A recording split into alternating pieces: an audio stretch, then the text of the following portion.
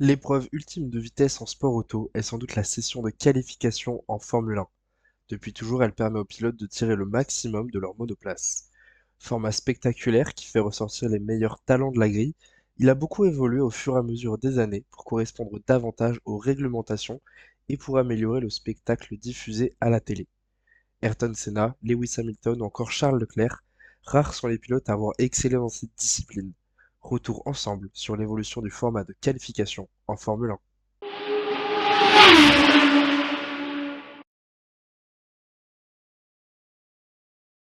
Au début du sport automobile et jusqu'au Grand Prix de Monaco 1933, il n'y a pas de championnat du monde de Formule 1, mais certains Grands Prix existent. La grille est alors déterminée par tirage au sort, ce qui laisse parfois place à des situations de départ quelque peu loufoques. En remettant ce modèle au goût du jour, on pourrait par exemple voir une première ligne composée de Logan Sargent et Guan Yu Zhou, ce qui serait totalement inconcevable aujourd'hui. Ce n'est qu'en 1950 que la discipline Formule 1 est créée. Ce sera aussi la première fois que la grille est déterminée par des séances de roulage. Elles sont au nombre de 2 ou 3 selon les années. Le format du week-end se présente sur cette période de la façon suivante. Des essais libres ainsi que des qualifications sont disputés le vendredi et le samedi. L'ordre de départ est défini selon le meilleur temps de chaque pilote sur les 2 jours. Ce système permet aux meilleurs pilotes de combler les avant-postes, car ils peuvent avoir plusieurs tentatives sur des conditions de piste différentes, et peuvent par exemple se rattraper s'ils ont eu un accident sur l'une des 2 séances de qualification.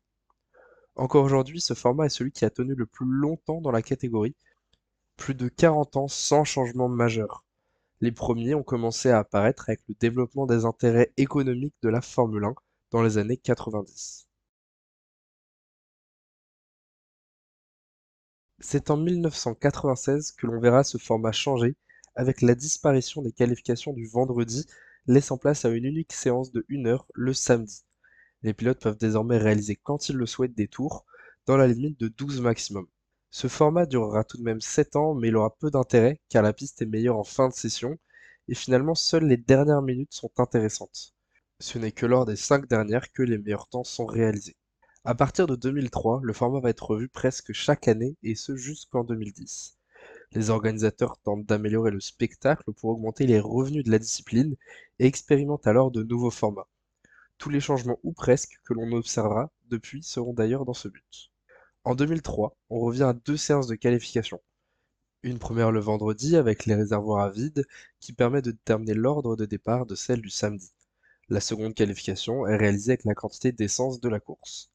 À cette époque, chaque pilote n'a qu'une chance pour faire le meilleur temps. Il roule également seul en piste, ce qui ravit les sponsors car les temps d'écran sont partagés entre toutes les monoplaces. Mais ce modèle pose un problème. En raison des changements des conditions de piste, il n'était pas rare de voir l'arrivée de la pluie en cours de séance, ruinant totalement le chronomètre des derniers pilotes à passer. Ou alors de voir l'adhérence s'améliorer au fur et à mesure de la séance, et donc de voir de meilleurs tours à la fin. Une légère modification est donc appliquée en 2004. Il y a toujours 2 séances de qualification, mais elles se déroulent désormais le samedi. D'autres modifications ont été apportées.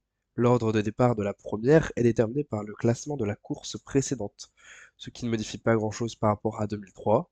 Cependant, le résultat de la première séance de qualification détermine l'ordre de la deuxième en ordre inversé, c'est-à-dire que le dernier pilote sur la feuille des temps partira premier lors de la deuxième séance. C'est une situation un peu absurde car certains pilotes font des erreurs exprès en Q1 pour avoir une meilleure position en Q2 en fonction des conditions de piste. Michael Schumacher a d'ailleurs avoué avoir fait exprès de partir en tête à queue lors d'une Q1 pour partir premier sur la deuxième séance et éviter la pluie en fin de Q2. C'est pour cela que dès l'année suivante, en 2005, une nouvelle modification est apportée. On conserve les 2 séances de qualification, dont une se déroule le dimanche matin. Les meilleurs temps des pilotes sur les 2 sessions sont additionnés pour déterminer la grille de départ. Mais ce format a été énormément décrié par les écuries et les fans et a été rapidement abandonné après seulement 6 Grands Prix, notamment pour des raisons médiatiques. En effet, les informations sur la séance du dimanche matin avant la course n'avaient pas le temps d'être relayées et visionnées par les spectateurs. On reviendra donc en cours d'année à un format sur un tour pour la fin de saison. Une séance d'essai préqualificative se déroule le samedi pour déterminer l'ordre de départ de la qualification du lendemain. Le samedi, les pilotes s'élancent en fonction de l'ordre d'arrivée du dernier GP.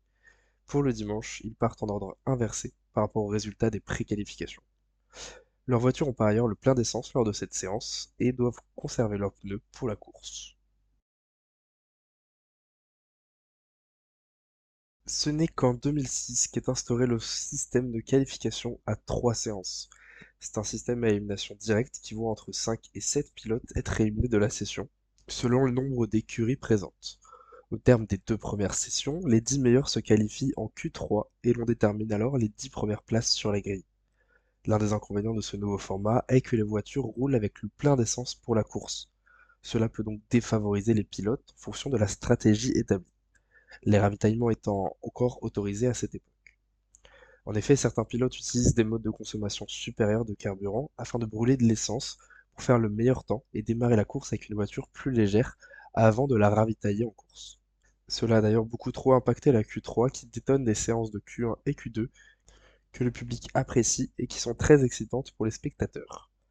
C'est un problème que la FIA va régler en 2010 en permettant aux pilotes de participer à la Q3 avec une voiture vide, uniquement préparée pour la course, le système de ravitaillement ayant été aboli. Ce format permet alors à la dernière session d'être réellement basé sur les performances de la voiture. Malheureusement, la Q3 est une nouvelle fois tronquée par le fait que les pilotes doivent conserver leur train de pneumatiques pour prendre le départ en course. Il fallait donc avoir un pilotage conservateur pour ne pas endommager la gomme. La Q2 restait donc la séance la plus rapide du week-end. Mais ce format reste la base de ce qu'on voit encore aujourd'hui. Après avoir trouvé un format convenable, on aurait pu penser que les expérimentations allaient s'arrêter là, mais c'est en 2016 qu'intervient sans doute la tentative la plus désespérée de l'histoire des qualifications en Formule 1. Tous les pilotes devaient avoir fait un chrono lors des 7 premières minutes. Dès lors, toutes les 90 secondes, le moins bien classé est éliminé, et ce jusqu'à la fin de la session. Ce schéma s'appliquait alors de la Q1 jusqu'à la Q3. Mais il n'a pas été jugé utile car les voitures restaient au stand dès le moment où elles étaient bien placées, et ce format n'aura tenu que 2 courses en 2016. Dès le troisième GP, on revient au système de 2010 avec une modification. La gomme de départ est déterminée pour le top 10 par celle utilisée en Q2 et non en Q3. La Q3 devient alors de plus en plus spectaculaire car les voitures peuvent enfin délivrer le maximum de leur puissance. Cependant, par moment, le fait de finir 11e, mais de pouvoir choisir ses pneus, était plus avantageux au niveau de la stratégie de course que de finir 10e en qualification, mais de commencer avec les pneus de Q2, car les pilotes hors du top 10 sont restés libres de choisir leur train de départ. Cette spécificité sera supprimée en 2022, redonnant alors un avantage conséquent aux pilotes qui atteignent la Q3. En 2021, la Formule 1 tente d'apporter un vent de fraîcheur à la discipline en ajoutant sur certains grands prix la qualification sprint. Au départ, le déroulé de 3 grands prix est modifié par saison. Une séance de qualification le vendredi après-midi déterminait la grille du sprint. Le samedi matin était réservé à la deuxième séance d'essai libre, puis se déroulait le sprint, une course d'environ un tiers du Grand Prix, soit 100 km à peu près, qui déterminait la grille du lendemain et attribuait des points aux 3 meilleurs. Mais plusieurs inconvénients ont été relevés. Tout d'abord, le parc fermé était établi après la séance du vendredi matin et rendait la séance d'essai libre 2 presque inutile. D'un autre côté, la récompense accordée aux pilotes n'était pas assez importante en comparaison des risques qu'ils prenaient s'il y avait un accident par exemple. Seuls les 3 premiers remportaient des points, et encore ce n'était que 3 points pour le premier, alors qu'un accident le samedi impliquait de partir du fond de grille le lendemain, lorsque la course compte réellement et amène des points dès pour les 10 premiers. La FIA réglera partiellement ce manque d'enjeu en attribuant des points aux 8 premiers dès 2022. La deuxième forte modification du format sprint a eu lieu en 2023. Tout d'abord, on a le passage à 6 sprints par saison. L'organisation cherche également à détacher le sprint de la course afin de réduire les risques que les pilotes prennent en attaquant. Désormais, les week-ends sprint n'ont plus qu'une séance d'essai libre et le samedi est dédié à ce format avec des qualifications le matin pour le sprint qui se tient l'après-midi. Les qualifications pour la course ayant lieu toujours le vendredi soir. On voit vraiment du coup un format sprint qui se détache et qui permet d'avoir plus de spectacles, ou en tout cas moins de risques à prendre pour les pilotes. Ce format il commence à se rapprocher de quelque chose d'intéressant pour les fans et les pilotes, mais les écuries se plaignent toujours d'une chose. Le parc fermé interdisant de modifier la voiture démarre dès le vendredi soir, au début des qualifications pour la course. C'est pourquoi, cette année, en 2024, le format que l'on a pu voir en Chine et à Miami notamment, contient une nouvelle modification. Les séances dédiées au sprint ont désormais lieu le vendredi soir et le samedi matin.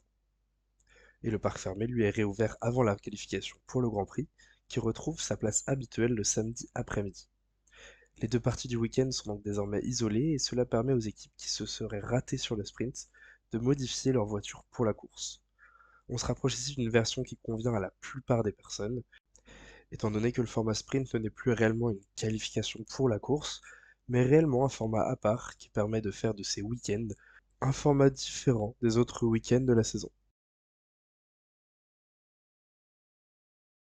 La Formule 1 s'est cherchée. Le format des qualifications a fait l'objet de nombreuses modifications, motivées par l'envie des organisateurs de créer plus de spectacles, de dynamiser des sessions parfois ennuyantes ou de générer plus de profits. Toujours est-il qu'aujourd'hui la Formule 1 semble avoir trouvé un modèle qui convient à la plupart. Les fans, les sponsors, les diffuseurs et les organisateurs apprécient en grande partie ce moment du week-end que beaucoup jugent comme le plus intense et le plus excitant de chaque rendez-vous.